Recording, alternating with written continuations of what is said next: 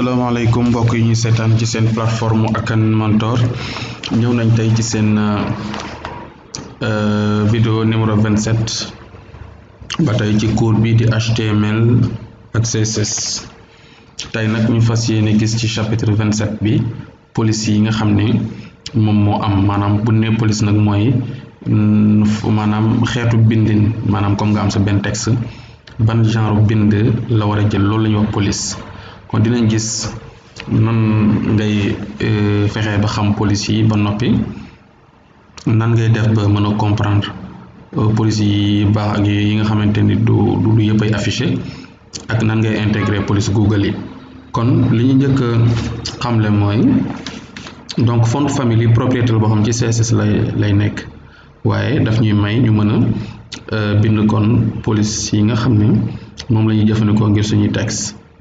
waaye ngeen xam ne du navigateur yëpp ñoom ñooy supporter même police yi waaye du navigateur yëpp tamit ñoom ñooy supporter police yëpp loolu mat a bàyyi xel la mën nañ def police yu bari nag boo koy bind mën nga def police yu bari séparer leen par ay virgule donc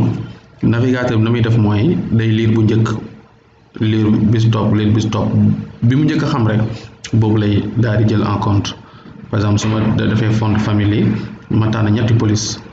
fekk moom bu njëkk bi xam ko waaye deuxième bi la xam donc deuxième bi lay daal di jël automatiquement donc noonu dina baax ngeen xam que waaye bu fekkente ni da ngay bind police boo xam dafa am espace il faut nga encadrer ko par apostrophe wala par guillemets kon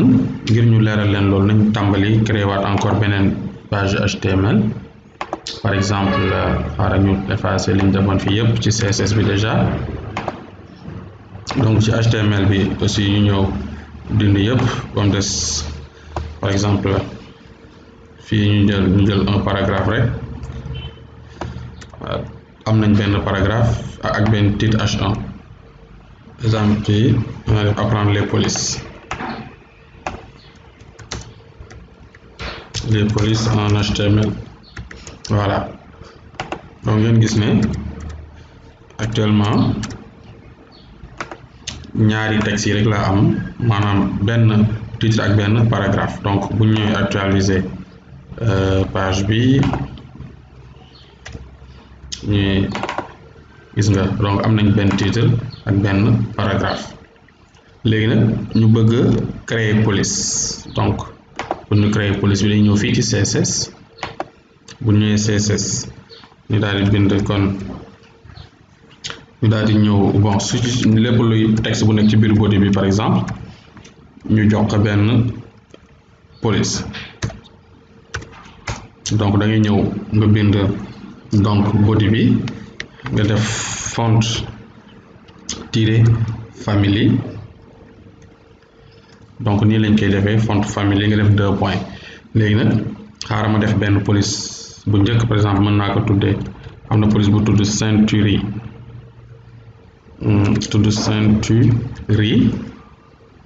ceinture gothique GOTHIC voilà li tax ma def ko entre guillemets ndax espace bi am ci tur bi donc tur bi saa amee espace rek da nga koy encadrer par guillemets wala apostrophe donc damay def virgule ma defaat beneen police bu tudd par exemple Verdana virgule defaat encore beneen police par exemple sans-serif voilà donc imaginez fii am naa ñetti police bii benn police la bii beneen police la bii beneen police la ginnaaw ba xaw ma ndax moom xam na police bii wala bii donc soo defee police yu bare moom bi mu njëkk a xam rek boobu lay jël te fii am naa ñetti police kon bu mu njëkk a xam rek boobu lay daal di jël donc ñu enregistré yaa dem actualiser suñu page boo defee nii nga gis ne xam na kon bu njëkk bi mooy ceinture gothique moom la jël nii kon en compte léegi nag bu fekkente ni par exemple da nga bëgg jëfandikoo ay police yoo xam ne Google ñoo ko créé boobu nag moo ëpp solo ndax boobu moom dalay leer ne navigateur yëpp dinañ ko xam donc pour nga dem ci police yooyu da ngay dem ci site bi google.com nga def /font ni avec S à la fin donc fii boo duggee gis nga Google li mu créé ci ay police kenn xamut ni mu toll dafa bari na lool léegi boo soxlaa benn mën nga rechercher par exemple ma def par exemple ma recherche benn police tuddee que open sang par exemple, voilà open sang gis naa ni open sang moo ngi nii. donc boo ñëwee ci open sang bi ñu dugg xool, gis nga police baa ngi nii, kon nii la mel. donc fii am nay façon yu bari, am na gis nga light baa ngi nii, yaay xool ba tànn kon ban nga ci bëgg. donc boo xoolee bu baax,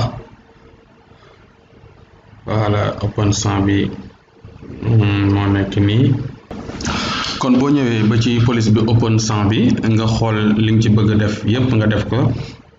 par exemple gis nga fii mën nga xool ndax light la régular ak yooyu yëpp, ba xool daal li nga bëgg noonu police bi mel ka